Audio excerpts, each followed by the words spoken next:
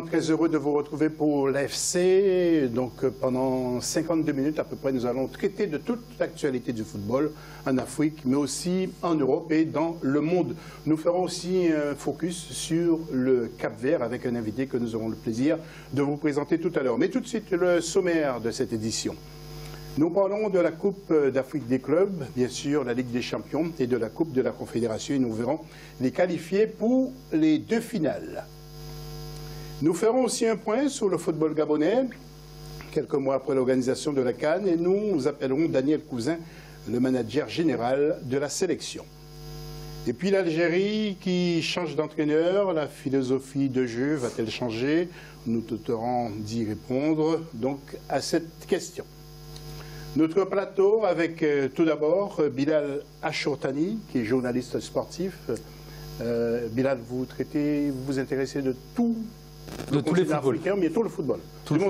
Le football est une fête, donc il faut savoir apprécier tous les footballs. Et puis ravi de vous rencontrer, ravi de revenir sur ce plateau. Et puis nous avons également avec nous Kara, autrement dit Stéphane David, qui est un grand supporter capverdien, mais non seulement ça, il est responsable de la sélection Cabo Verde en France. C'est bien ça? C'est ça, exactement. Et puis Saïd Afizi, qu'on ne vous présente plus, c'est notre éditorialiste, toujours fidèle au poste. Nous allons tout de suite retrouver la question des internautes.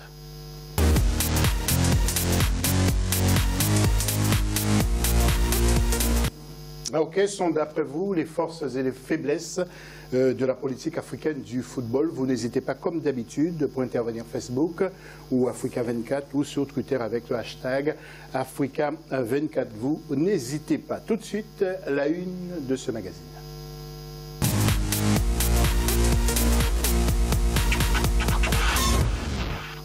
Il a justement en image, retour sur les demi-finales, retour de la Ligue des champions. Vous le savez, en Ligue des champions, il y avait plusieurs confrontations, deux en particulier avec Wydad Athletic Club de Casablanca contre USM Alger et Al Ahly Sporting Club contre l'Étoile sportive du Sahel. Autre image, c'est la Coupe de la Confédération avec Faynon Sport contre le TP Mazembe et puis le club africain contre Super Sport United. Et après ces images, nous allons voir le tableau avec la Ligue des champions et les résultats avec Wydad Athletic Club qui bat USM Alger sur le score de 3-1 et Al Ahly Sporting Club qui bat l'Étoile sportive du Sahel sur le score de 6-2. Pour ce qui concerne maintenant la Coupe de la Confédération, Faynon Sport, TP Mazembe 0-0, le TP Mazembe l'avait remporté au match aller. Et puis Club africain, Super Sport United, 3-1 pour Super Sport United, un but partout, c'était au match aller. Nous allons tout de suite ouvrir le débat.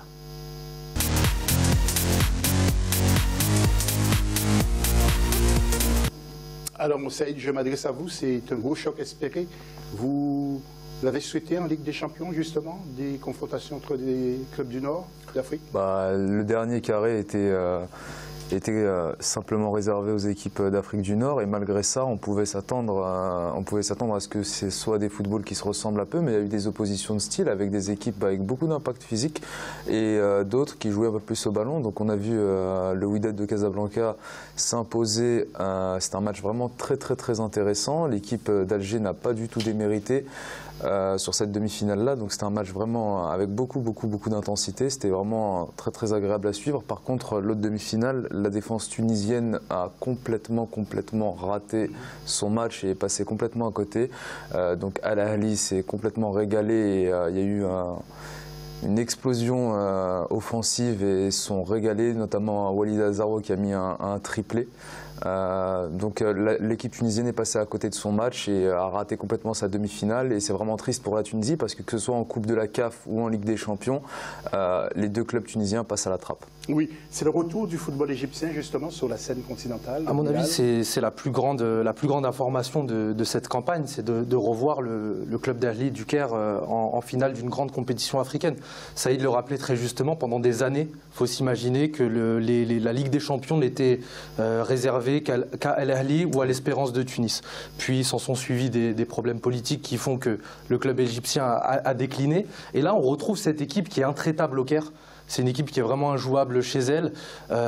L'Espérance, le club du Sahel l'a très bien remarqué. Et puis c'est marrant parce que paradoxalement, c'est un joueur tunisien qui ouvre le score pour Al Ahly. C'est Maaloul qui fait d'ailleurs une très bonne saison et qui, à mon avis, risquerait aussi de rejoindre l'Europe. Donc revoir le club du Caire à ce niveau, je pense que c'est une bonne chose et pour l'Égypte et pour le football africain. Oui, alors pas d'équipe du Cap-Vert dans cette compétition. On a l'impression que les petites équipes, les petits clubs n'ont aucune chance justement. En fait, je pense qu'on a nos chances puisqu'on a le championnat régional et puis après national avec les îles. Sauf que ça a un coût. Participer à la Ligue des Champions ou en tour préliminaire, ça a un coût. Et étant un petit pays africain, même si le sport numéro 1 reste le football au Cap-Vert, on n'a pas ces moyens financiers justement de pouvoir participer au tour préliminaire ou passer un tour et se qualifier pour la Ligue des Champions. Oui, un dernier mot sur la Coupe de la Confédération avant de passer à autre chose. Saïd, oui, un dernier mot. Avec TP Mazembe, qui n'est peut-être pas favori. TP Mazembe TP Mazembe part aussi avec un bagage historique et un bagage notamment dans son effectif qui est très très intéressant. Après, les TP Mazembe, ils ont fait la différence au match aller, devant un public phénoménal sur le match aller. Et Walid Regragui le rappelait aussi en conférence d'après-match. Il a dit « ça va être très compliqué chez nous ». Parce qu'on n'a pas cette atmosphère qu'il y a quand vous allez jouer le TP Mazembe. Toutes les conditions sont réunies pour mettre l'équipe adverse dans la difficulté la plus totale. L'atmosphère est vraiment insoutenable pour les joueurs quand vous allez jouer à Mazembe.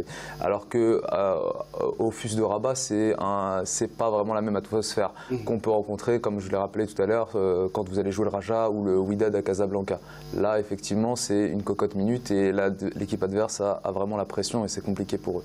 Merci Saïd. Et focus maintenant sur le football capverdien, l'équipe nationale de football justement qui prend de plus en plus de maturité sur la scène africaine. Et depuis 2013, les Requins Bleus essaient de se positionner comme les grandes équipes africaines ou parmi les grandes équipes, composées principalement de joueurs expatriés. L'équipe du Cap-Vert a réalisé sa meilleure performance, souvenez-vous, c'était en 2013, en se hissant en quart de finale, justement, de la CAN d'Afrique du Sud. Toujours en course dans les éliminatoires de la Coupe du Monde, ou ici 2018, en attendant les dernières rencontres du groupe C.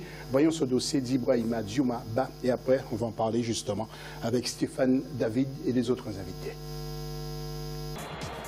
2013 restera comme l'année de référence du football capverdien.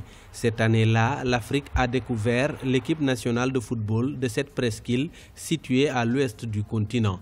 Pour leur première participation à une phase finale de la Coupe d'Afrique des Nations, les Requins Bleus s'étaient hissés en quart de finale. Depuis cette épopée, ils continuent d'apprendre aux côtés des grandes nations de football avec un jeu fluide et alléchant. La volonté de la fédération et l'expérience des anciens joueurs pros qui ont apporté aussi leur expérience au sein de la fédération, qui fait que il y a eu un encadrement qui a été mis en place, il y a eu aussi voir des entraîneurs, l'expérience aussi des sélectionneurs, l'expérience étrangère. Donc je pense que l'accumulation de tout ça a fait que ça fait évoluer et dans les résultats, ça évolue aussi avec la FIFA. Même si le Cap-Vert n'a pas pris part à la CAN Gabon 2017, ce pays continue son chemin vers la gloire. Troisième du groupe D des éliminatoires de la Coupe du Monde 2018, derrière le Sénégal et le Burkina Faso, les partenaires de Ryan Mendes continuent de croire à une première participation à une phase finale du mondial après avoir été disqualifiés du troisième tour qualificatif à la Coupe du Monde 2014. Depuis la CAN 2013 en Afrique du Sud, c'est un groupe qui n'a pratiquement pas bougé, avec un entraîneur local qui connaît un tout petit peu l'ossature de l'équipe et qui a su trouver un groupe cohérent. Ça reste en tout cas une équipe très très solide, en tout cas le Sénégal, le Burkina justement et l'Afrique du Sud doivent se méfier parce que le Cap-Vert entretient toujours ses chances de se qualifier. En 2013 et 2015, le Cap-Vert avait imprimé sa marque lors de ses deux participations à la Coupe d'Afrique des Nations. Cette équipe allie beau jeu, vitesse et tactique. Elle est principalement composée de joueurs expatriés en Europe, notamment au Portugal. Lors de la dernière journée des éliminatoires de la Coupe du Monde, les Requins Bleus tenteront de battre leurs principaux adversaires à la qualification, à savoir les étalons du Burkina Faso, le mois prochain. Voilà, Stéphane David, vous auriez dû vous appeler les requins blancs parce qu'ils sont plus dangereux que les requins bleus. Pourquoi c'est un mauvais départ à l'allumage que vous avez eu, qui explique justement la situation, votre situation à la 3e place? Exactement. Bon, en fait, on perd le premier match au Sénégal, 2-0. Donc, on fait un non-match ce jour-là par rapport à ce qu'on a proposé tout de suite après dans la double confrontation contre l'Afrique du Sud. Donc, on bat 2 fois l'Afrique du Sud sur le même score, 2-1, 2-1. 2-1 à Santiago, au Stade National, et ensuite 2-1 en Afrique du Sud, tout en ayant toujours mené 2-0. Et puis ensuite, dernièrement, mauvais résultat contre le Sénégal, pas mérité du tout, puisqu'on domine tout le match, on a les occasions.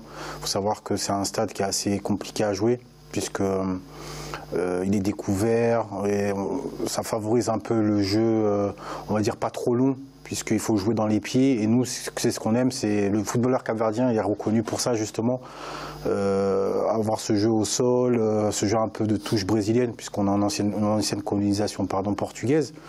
Donc on a mis notre jeu en place, et puis malheureusement, sur l'efficacité, ça n'a pas marché. Devant les buts, on a été maladroit. L'avant-dernière passe ou la dernière passe, ou quand il y a eu les occasions aussi, on n'a pas su faire la décision. Je pense que si on aurait marqué avant les Sénégalais, eux, ils seraient sortis encore plus. On les aurait contrés de par notre vitesse. Et les chances. Et vos chances, là, maintenant? Elles sont minimes. Elles sont minimes parce que c'était vraiment le match. Il ne fallait pas perdre ce match-là contre le Sénégal. Et du fait de l'avoir perdu, c'est déjà parmi tous les autres groupes africains, c'est le groupe le plus serré. Tout le monde peut se qualifier. On va revenir vers vous tout à l'heure, sans doute, si nous avons le temps. C'est une équation difficile à résoudre pour ce groupe, selon vous, Bilal. C'est assez difficile, mais pour revenir un peu sur le Cap-Vert, c'est vrai que c'est assez frustrant, parce que le Cap-Vert, à un moment donné, c'était une surprise. C'est un football qu'on n'avait pas l'habitude de voir en Afrique, qui est fait de jeux courts, tu le disais, qui est fait aussi de profils assez petits, assez fins, capable de jouer, de combiner, de jouer en 1-2. Ce n'est pas des choses en Afrique, surtout de l'Ouest, qu'on a l'habitude de voir. Et malheureusement, je pense qu'il y a plusieurs choses qui font que, déjà, le niveau en Afrique a aussi évolué. Je prends l'exemple du Sénégal. Le Sénégal qui est dans le groupe du Cap-Vert, en 2013, ils avaient la tête sous l'eau. Cette année, le Sénégal, c'est quasiment la meilleure équipe d'Afrique.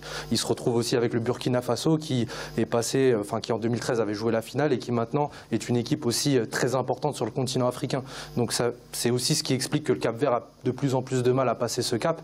Et la deuxième chose, c'est aussi l'évolution de certains joueurs qui étaient pour moi des espoirs du football capverdien. Je pense à Mendes, qui a été révélé au Havre, qui est passé par Lille, dont on attendait beaucoup et qui était censé avoir une grande carrière, qui passe un peu à côté, qui est un peu floppé.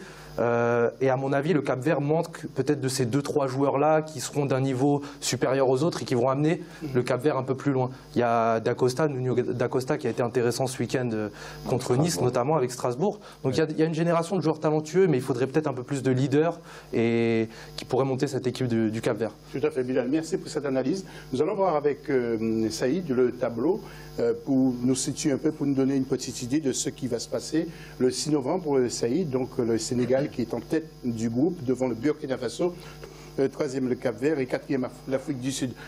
Groupe très très délicat. Oui, comme il on ne sait pas qu'est-ce qui peut se passer.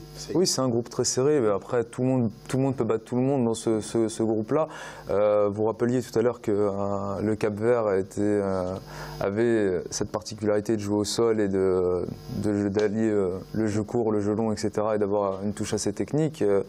On rappelle quand même que le Cap-Vert alliait cette technique-là avec des joueurs de ballon comme Ryan Mendes et Platini, etc. Mais ils avaient aussi des joueurs très très costauds. Tavares devant, c'est une montagne. Tavares devant, le joueur de Dijon, c'était compliqué de le bouger. Soares, c'est le joueur très très costaud. Varela derrière, c'est des gros gabarits. Donc attention, il y avait cette technique-là, mais physiquement, à l'impact, ils étaient impressionnants en 2013. Et par contre, très très intéressant cette remarque qui disait que effectivement, ils avaient un palier à franchir. Il y avait une génération vraiment très très talentueuse et ils n'ont pas réussi à franchir ce palier-là. Il y a un joueur aussi que j'ai trouvé très très intéressant ces derniers temps, c'est Rodriguez qui joue en Turquie, qui est un joueur vraiment très intéressant et qui est un joueur d'avenir. Donc cette équipe du Cap-Vert là, malgré que démographiquement ça soit pas un gros pays avec beaucoup d'habitants, donc il n'y ait pas de ressources humaines très très importantes, ils ont quand même des joueurs très intéressants sur le moyen long terme. Oui, alors qu'en pensez-vous de l'affaire, messieurs, en quelques mots, de cette affaire du match à rejouer entre l'équipe du Sénégal et de l'Afrique du Sud. L'Afrique du Sud qui a saisi le TAS, justement à ce propos, comme le Burkina Faso. Vous voulez que ce match soit rejoué quelque part, on va dire, c'est du 50-50. C'est vrai que pour l'éthique de la compétition, du sport, s'il y a eu tricherie, la FIFA gère ses compétitions, donc c'est obligatoirement, ça doit être à rejouer. Maintenant, on n'a pas toutes les informations à la fédération, au Cap-Vert aussi. Donc nous, on est plus pour le fair play. Si on doit le rejouer, allez-y, rejouez ce match-là et on verra ce qu'il en découdra après au résultat. Ça ne vous arrange pas trop, Bilal? Juste un petit mot, c'est ce qui est intéressant, c'est que le Cap-Vert a déjà été en plus mêlé dans ce genre d'affaires administratives, on va dire, à la CAF, à l'époque où ils étaient dans le groupe de la Tunisie notamment, avec des joueurs qui avaient... C'était la grande mode en Afrique à ce moment-là de faire jouer des joueurs qui étaient sous le coup d'une suspension. Donc voilà. Ça arrivait encore récemment avec le Gabon. Avec le Gabon et dans le groupe du Maroc, et donc voilà, après on verra, mais... C'est vrai que c'est toujours délicat de rejouer les matchs, ça se fait assez peu souvent. Oui, et si jamais l'Afrique du Sud refuse, l'Afrique du Sud risque de payer une forte amende et puis peut-être aussi être suspendue. Oui, bien sûr, c'est un risque qu'elle encourt, c'est la réglementation. Après, moi, je suis contre le fait de rejouer le match parce que vous avez vu que maintenant, tous les litiges liés à un arbitrage, maintenant, les pays et les fédérations africaines demandent systématiquement à rejouer le match. On l'a vu sur plusieurs cas là, sur les dernières journées. Dès qu'il y a eu un problème d'arbitrage, on a demandé à rejouer le match. Ça ouvre une porte qu'il ne fallait pas ouvrir parce qu'il n'y a qu'en Afrique que, effectivement, quand il y a une erreur d'arbitrage, maintenant on va demander à rejouer le match. D'autres débats très intéressants à venir sur Africa 24 et dans l'AFC. À tout à l'heure après la pause.